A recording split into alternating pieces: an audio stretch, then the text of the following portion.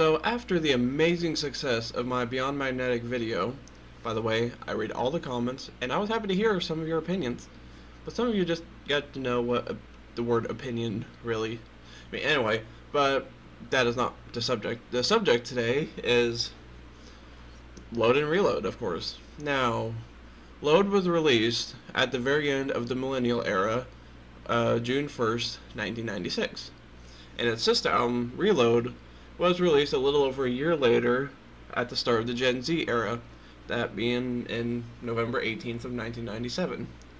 Now, I'm going to be doing something a little different. Since Load has 14 songs and Reload has 13, I'm just going to briefly tell you why the song is good or not, and that I decided to listen to Load a little bit ahead of time. Previously I just, did a listen to one song and decided there. But, listening to a bit of Load, things were a little harder than I've kind of anticipated for. Now, usually I do the CD cases whenever I get to the album and shit, but Load and Reload, they basically have the same case, Load being sperm in cow's blood, and Reload being piss in cow's blood. I do not know if it is cow's blood. I read somewhere that it probably is. It could be human. I don't know. I don't know. But I'd rather not, I'd rather not get into that subject. But we're not here for that anyway. Let's get to the rankings, shall we? Starting off with Ain't My Bitch. It's an amazing start to the album. Everything just flows perfectly. The vocals, the instrument, it's just amazing.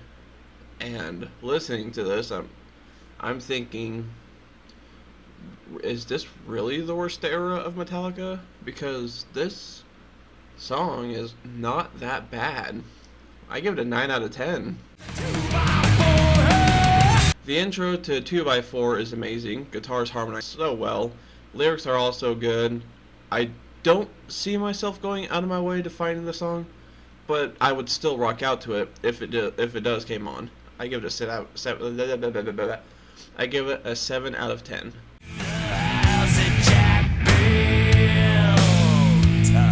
Before I get to my ranking of this song, if you think I sound a bit different, it's because I got like a little sore in the back right of my mouth, and every time I close my teeth, I bite onto it, and it fucking hurts. I have to push it out. I have to push it with my tongue in order to close it, and since I'm talking, it's kind of hard to do that. Anyway, back to the video. The House That Jack Built. The speed of this song is amazing. It slows and picks up perfectly, Lars being the one to speed it up, of course, while James being the one to slow it down. Lars sounds really amazing in this song. I still need to make a video about him at some point. 8 out of 10. Now, Until It Sleeps is a slower song, yes, but it sounds amazing. The drums are probably one of my most favorite parts, if I have to say. Lars hasn't had a focus on the ride cymbal since Kill 'Em All. Maybe Ride the Lightning, I don't fully remember. If you don't know what the ride cymbal is, then listen to the song. You'll hear it go the ting ting ting ting ting ting, the ting ting sound. Yeah. And the lead up to King Nothing at the very end is very short. I just wish it was a little longer, and the intro to King Nothing just a little shorter. I give the song an 8 out of 10. Speaking of King Nothing, where's your crown, King Nothing? Like I said in Until It Sleeps, the intro does last a little bit longer than I'd like. But the thing is, it's literally just like Enter Sandman. The intro is perfect. It's basically the perfect length for it. Metallica even referenced this in the song itself. At the end, you can hear James say, overall, I give this song a 10 out of 10. It's really amazing if you just take the time to listen to it fully. A little bit of Bias is going to play into this song a little bit, but Hero of the Day was one of the first songs I listened to, one of the first, and of course one of my introductions to Load, and I loved it. I loved it then, and I still love it to this day. And the solo is right there near the middle, near the end as well. That is a tone shift done right. 10 out of 10. Bleeding Me is another slower song, but damn it, I just fucking love it. The guitar after the solo has a nice Pink Floyd rhythm to it.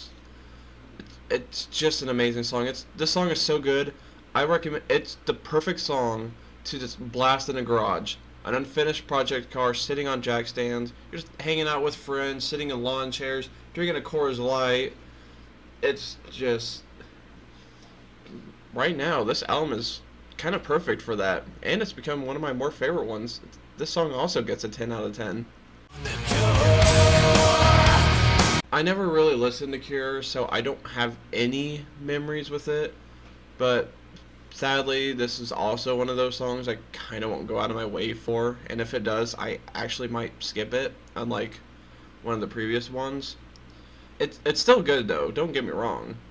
I give it a 5 out of 10, just for the sheer fact that it doesn't really catch me that easily. I'm sorry for that burp. Excuse me.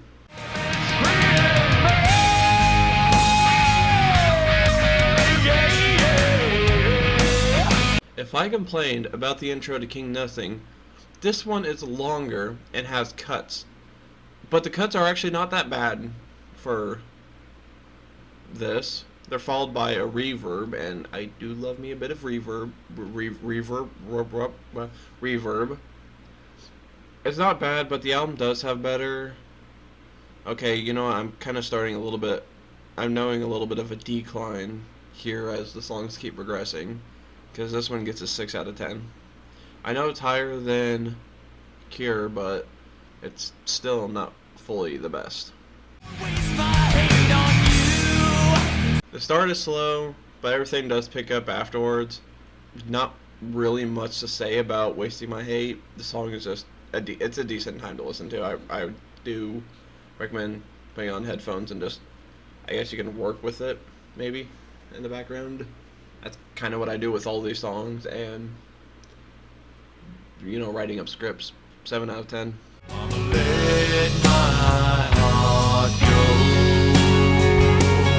Oh, it's just slow. Oh, this isn't Metallica. It's too country sounding. I don't care. And yes, it does have a country feel to it, and I actually don't mind it. It actually sounds good. And this is coming from a guy who hates country music, by the way. And I still do. I still do hate country music. To me, country music and rap are basically the same thing. Now, hear me out. All the songs are about girls and them either leaving or some other bullshit or some shit. But country music also talks about trucks, tractors, or beer. And beer. And the twang is just also not the... I do not like the twang. But in this song, the twang is actually good. The twang is actually good. Where was I? Right, Mama said about Metallica. It's an amazing song. The lyrics are sad, and the lyrics are sad, yes. And listening to them closely, it sounds like, you know, it's either an obsessive mother. Actually, that's kind of just what it sounds like to me. But I luckily had the honor who had a mom that, you know, wasn't that obsessive over me. Like, she did let me be independent because she grew up. She tried to grow up independent, but I won't dive into that story. And from what also it sounds like the said mom doesn't really have a good care for James.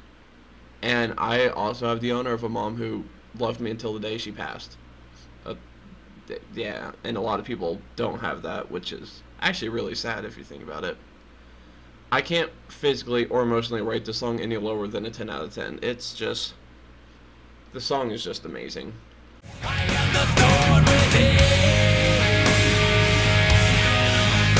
I don't have much to say about Thorn Within, but I do recommend it. It is amazing. It sounds good. Everything flows well. It's a high recommend, 9 out of 10. I heard a lot of hate around this song. Were they right? Well, no. This song is unlike any other, that's for sure. And the first song, to my knowledge, the first and only song to my knowledge, that has a name in the title. Even on Hardwired, the song called Murder One, it wasn't called Lemmy. So, to my knowledge, Ronnie is the only one that actually has a name for a title. The song isn't bad, but it's kind of something I won't go back to. It's a 5 out of 10 for me.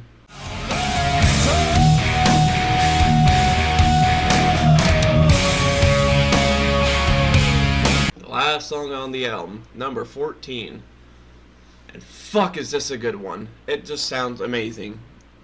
And it's even a return of the 9-minute songs that we had back on Justice. It's kind of rare to get these longer songs again. Well, kind of. Spit Out the Bone was decently. But anyway. And if you don't like these longer songs, then I still highly recommend listening to this.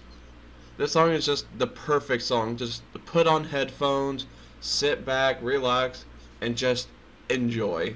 This song definitely gets a 10 out of 10. So, was this a bad album? Not at all. This album definitely is... I can't even put it into words. But with the 14 songs, each of them being ranked out of 10, and all being ranked out of 140, that means, calculating out my numbers, this album gets a 114 out of 140. That is really good for a controversially bad album. Oh, but don't worry, we still have Reload to do.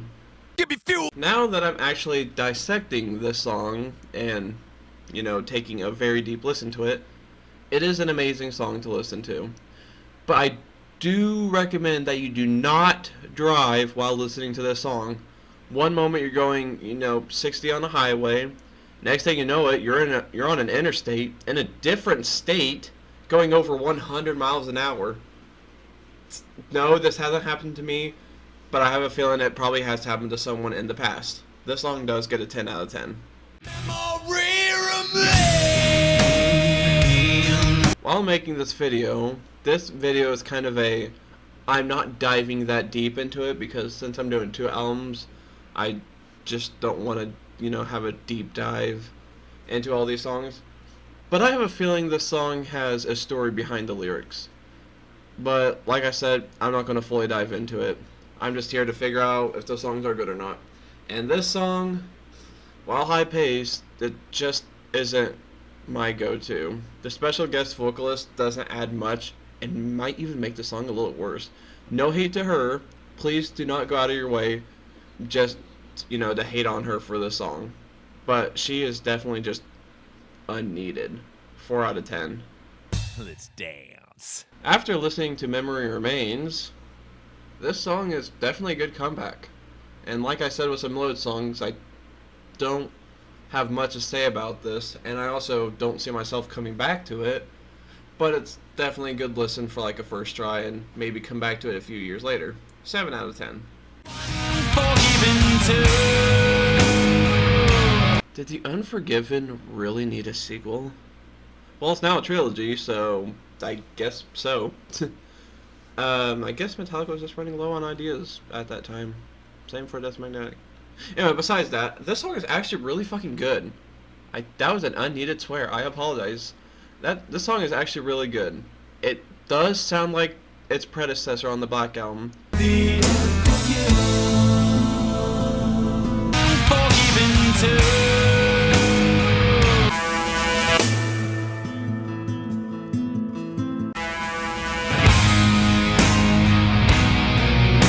And it literally just sounds just like it. Even 3 doesn't sound like either of them.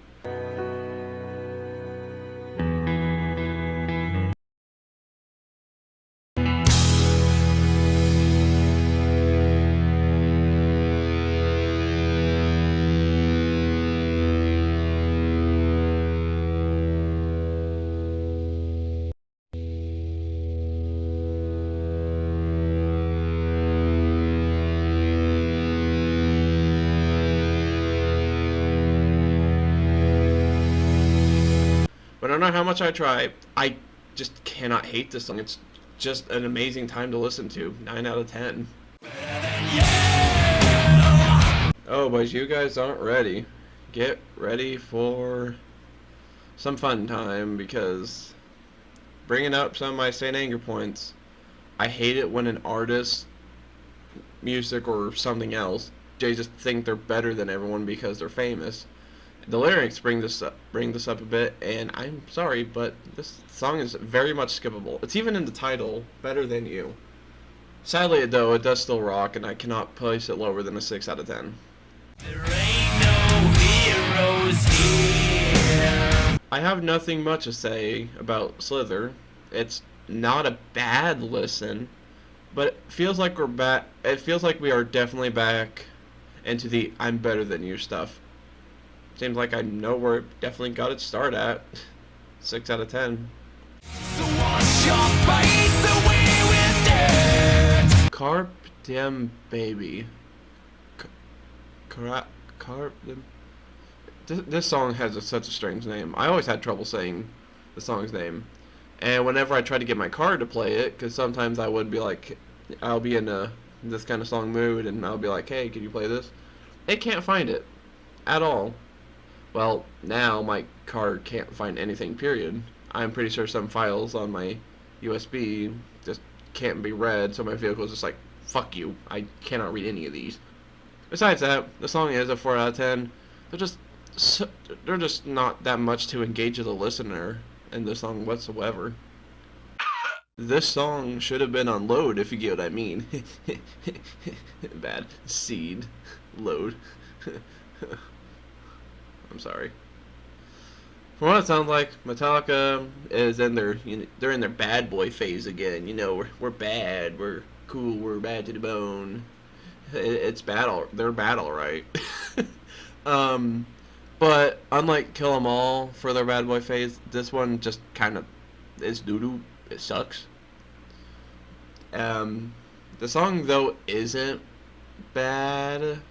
It's not good either. It's a 3 out of 10. Well, the wild things are. This song isn't a bad listen. We're finally away from Metallica saying they're better than everyone. But I'm just not a fan on how the lyrics sound.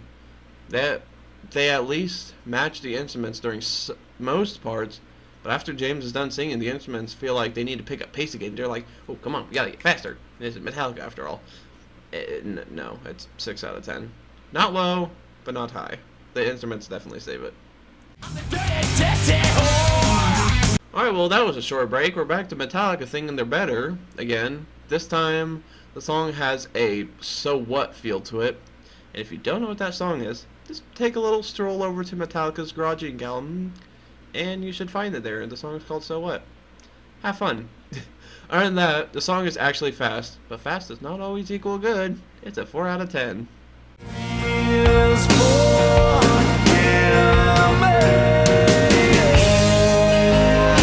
Oh boy, I have to say something real quick. I am sorry. I normally do not skip songs while making these videos, but I have a good excuse for this one. My mom and I would listen to this and Metallica's cover of Whiskey in a Jar all the time. She really loved this song. But like I said earlier in the video, my mom passed away in July of 2024 to be specific. And I haven't touched on this song since.